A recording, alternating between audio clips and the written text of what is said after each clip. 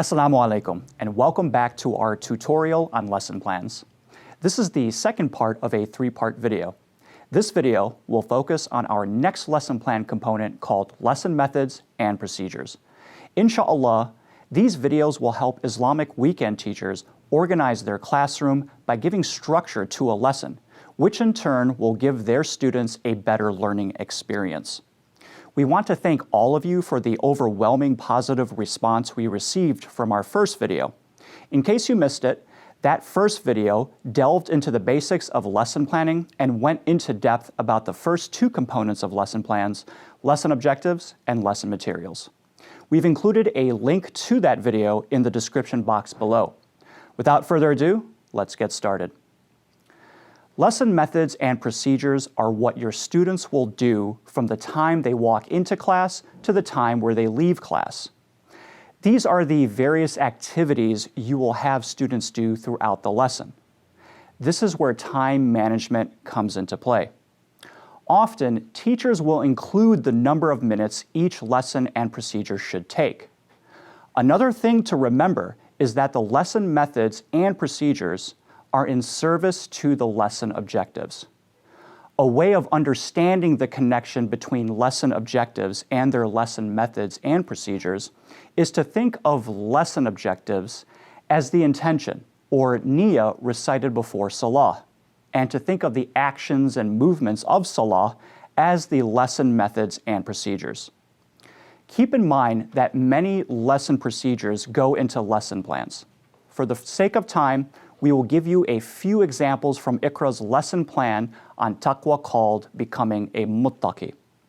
Inshallah, these examples will give you a better understanding of what lesson methods and procedures are. Often, lesson methods and procedures begin with a warm-up activity. This can be a pop quiz, a game, any kind of activity that gets your students acclimated to class. Think of warm-up activities like a splash of cold water to the face that wakes you up in the morning. These warm-up activities should be no more than a few minutes, and 5 minutes may be really stretching it. Remember, you have a limited amount of time to teach a lesson. After our warm-up activity, IQRA's Becoming a Muttaqi lesson method and procedure begins with a quiz show game where students are divided into teams to answer questions. A correct answer earns 1 point. Some of the quiz game questions are, who is our creator? What is the name of our prophet? And name the book Allah sent to Muslims. The purpose of these questions and their appropriate answers is to prepare students for a lesson on taqwa by doing so in a fun way. Perhaps some of your students won't know the answers, but the entire experience will be a memorable one and help them to remember important points about taqwa. Incorporating meaningful play, like quiz games, into your lesson methods and procedures is a surefire way to excite your students about learning a new concept. Such games can last anywhere between 5 to 10 minutes, depending upon how things are going. While there is a science behind education, there is a bit of art involved in teaching. When it comes to how your students are responding to the lesson methods and procedures that you've designed, you should think of yourself as a conductor and your students as part of an orchestra. After the quiz show game is over, we direct our teachers to introduce the term taqwa to the students. We also ask that you explain to them that having taqwa means to be aware of Allah at every moment, and that taqwa acts as a shield and protects us from doing anything that displeases Allah. We also ask teachers to explain to the students that the Quran is the book of Allah, which is a guidance for a muttaqi. Now, while activities are important, there are times where it is appropriate for teachers to take the time to explain things, especially when introducing students to unfamiliar concepts. What's also important to note is that teachers, especially at the elementary level, should act more like a guide to their students' learning journey. An example of a bad lesson method and procedure is to simply lecture for an entire class, thereby expecting 10-year-olds to take copious notes. Because of a child's rapid physical and mental development, having them sit through a lecture that lasts an entire class period will not engage them at all. In fact, Having very few lesson methods and procedures for an entire class will disengage your students. Good lesson methods and procedures, and lesson plans in general, strike a balance between fun games, eye-opening information, activities, group discussions, and teacher explanations. Another useful lesson method and procedure that IQRA incorporates often is to get students to read about people who are examples of a particular idea or concept. In the student's textbook version of IQRA's Taqwa lesson, there is a section called Faith in Action, which discusses a special group of the Prophet's Sahaba known as the Ashab as-Saffa, or the people of the bench. After the teacher introduces and explains Taqwa, the lesson method and procedure asks students to read the Faith in Action section, and along the way, the teacher is to prompt them on what details about the Ashab as-Saffa to pay attention to.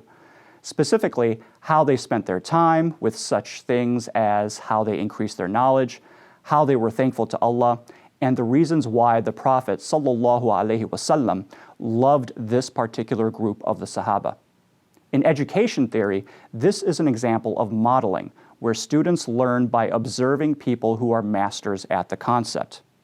If you were doing a lesson plan on salah, you may model the salah by acting it out for the students.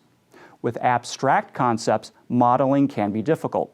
Teaching students taqwa by giving them examples of a muttaqi from history is a great lesson method and procedure to incorporate. Now, you may recall from our previous video on lesson objectives that one of our goals was to have our students describe the qualities of a muttaqi from the ayah of the Quran and discuss ways to achieve those qualities and be able to observe the Muslims around them and detect the qualities of a muttaqi in some of them. Well, we were able to achieve that objective by having the students not only read about the Ashab as-Saffa, but also by directing their attention to the qualities of the Ashab as-Saffa, as well as having a group discussion about the qualities of a muttaqi. There are many other lesson method and procedures listed in our Becoming a Muttaqi lesson plan, such as group discussions based on that faith in action reading. Another lesson method and procedure is getting students to write poems about the qualities of a muttaqi. This kind of activity further engages the students to learn about taqwa by having them tap into something children are really good at, which is creativity. We also have students do worksheet activities that drive home the understanding that taqwa is a type of shield that protects Muslims from making mistakes. There are also exercises that help students memorize vocabulary words that are highlighted in the textbook. Altogether, the various lesson methods and procedures for our Becoming a Muttaqi lesson plan could add up to anywhere between 45 minutes to an hour of class time. There are all sorts of things you can put together to develop your lesson method and procedure component. The important thing is to make sure that whatever activity you choose to have students do, that it achieves your lesson objectives. Now, if you are struggling to come up with things to do for a particular lesson that you are teaching, there are many great education websites that have fun activities and games. There are also a number of books with great activities for all ages as well. Lesson methods and procedures can be the most difficult part of a lesson plan for some. So, if you have any questions about them, especially if you are struggling to find an appropriate activity for a particular lesson, please do ask them in the comments section. We'd love to engage all of you and help you out. Stay tuned for our final video on lesson plans, where we talk about lesson assessments and reflections. Again, we have offered notes to help you organize the information we have presented here, and those are in the description box below. Besides developing Islamic curriculum for Islamic full-time schools and weekend school, IQRA also offers training sessions for Islamic schools and Islamic educators. That information can be found in the description box as well. Hit the notification button to be alerted about our upcoming videos. If you like this video, please click the like button. Finally, you can support IQRA by simply sharing these free tutorial videos with any volunteer that teaches at their Islamic weekend school. Inshallah, we will see you next time. Assalamu alaikum. Contact us to place an order or for details on additional IQRA services and school discounts.